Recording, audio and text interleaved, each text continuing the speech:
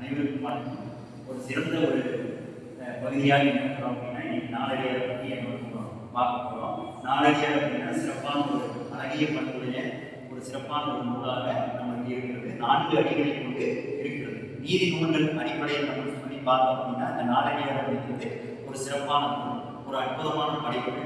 மேலும் பார்த்தீங்க அப்படின்னா, தன்னுடைய படைப்புகளில் ஒவ்வொரு நிலையையும் தெளிவாக எடுத்துரைத்து நம்மளுக்கு சீரோடும் சிறப்போடும் அறத்தோடும் அறப்பண்புகளோடும் பல வாழ்வியல் நெறிமுறைகளை ரொம்ப விளக்கமாகவும் ரொம்ப அனுபவத்தோடும் நமக்கு தெளிவாக காட்டி இருக்கின்ற ஒரு சூழல் நம்ம இங்கே நம்ம பார்க்கணும். ஏன் நாலடியார் சொல்லி இதுக்கு பேர் வந்துச்சு அப்படின்னா, 4 அடிகளை கொண்ட சிறப்பான நூல் அப்படின்னு சொல்லி பார்க்கணும். இதுவே திருக்குறள் அப்படின்னு சொல்லி பார்த்தோம் அப்படின்னா 2 அடிகள் கொண்ட நூல்னு சொல்லி பார்க்கணும். இந்த திருக்குறள் பார்த்தோம் அப்படின்னா அது ஒரு முறையான வாழ்வியல் நெறிமுறையை சொல்லிட்டு போறாங்க.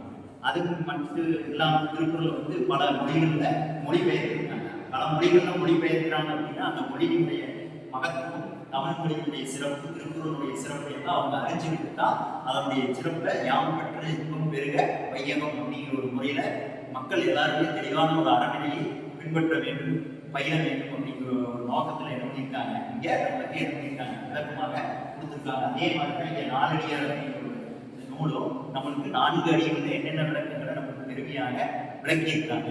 மேலும் அதுக்கடுத்தது பார்த்தீங்க அப்படின்னா ரொம்ப சிறப்பான பல நிலைப்பாடுகள் நம்மளுக்கு என்ன பண்ணியிருக்காங்க விளக்கியிருக்காங்க.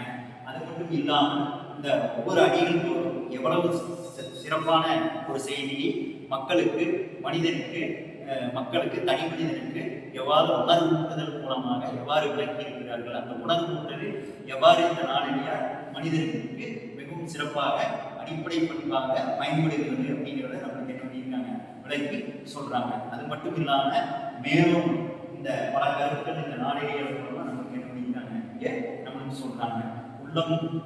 உள்ளத்தினுடைய உணர்வுடைய வெளிப்பாடு, அதை குறித்த தலையாய பண்பு அப்படியெல்லாம் பார்க்கும்போது பார்த்தீங்க அப்படின்னா இந்த நாளடியார் மிகப்பெரிய ஒரு சிறப்பான ஒரு பகுதியான ஒரு நூலாக இருக்கிறது. மேலும் பார்த்தீங்க அப்படின்னா பல அறக்கருத்துக்கள் நீதி நூல்களுக்கே உண்டான வழியில இந்த நாளடியார் என்ன இருக்குது அமைந்திருக்கிறது.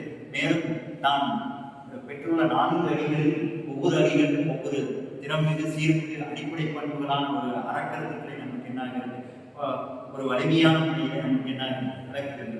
மேலும் சீரோடும் சிறப்போடும் உள்ள இத்தகைய நாளடியாரும் நம்மளுக்கு பல செய்திகளிலேயே விளக்குகிறது.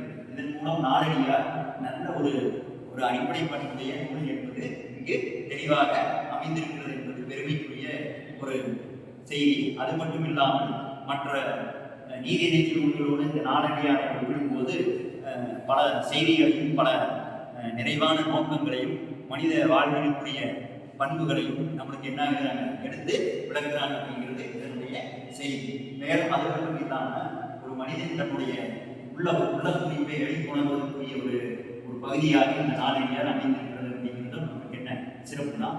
அது மட்டும் இல்லாமல் மேலும் ஒரு மனிதன் எவ்வாறு தன்னுடைய நிலையை மேம்படுத்திக் கொள்ள வேண்டும், எவ்வாறு தன்னுடைய வாழ்வியல் நெறியோடு செல்ல வேண்டும் என்கின்ற ஒரு விலையில்லாத ஒரு குற்றமில்லாத ஒரு பாதையை, ஒரு தனி இடத்தை இத்தகைய நாளடியார் எடுத்துரைக்கின்றது என்பது மிகப்பெரிய விஷயம். அது மட்டும் இல்லாமல் பல நல்ல அற நிலைகளை இங்கே சொல்லியிருக்காங்க, வெளிப்படுத்தி சொல்லியிருக்காங்க.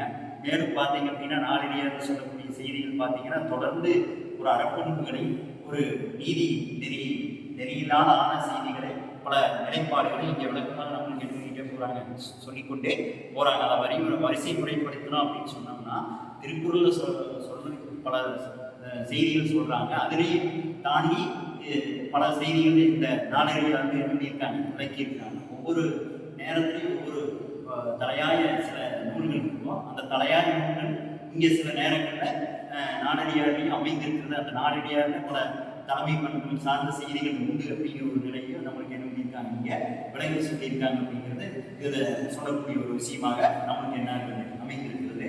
மேலும் நாளடியார் சொல்லி சொல்லும்போது எப்படி மற்ற சிறப்பான நூல்கள் இருந்து வேறுபட்டு இருக்குது, இந்த நாளடியாருடைய தனிப்பண்புகள் என்ன, தனியான ஒரு சிறப்பு என்ன அப்படிங்கிற ஒரு நிலையில் பார்த்தோம் அப்படின்னா அதுவும் ரொம்ப நல்லா அற்புதமாக தான் இருக்குது அப்படிங்கிற ஒரு செய்தியை நம்மளுக்கு என்ன பண்ணியிருக்காங்க இங்கே எடுத்துரைத்து சொல்கிறாங்க. மேலும் பார்த்தீங்க அப்படின்னா இந்த நாளடியாரில் ஒரு மனிதன் பின்பற்றக்கூடிய அறக்கருத்துகள் எல்லாமே இருக்குது என்பதை இங்கே நம்ம பதிவு செய்கிறோம். நன்றி.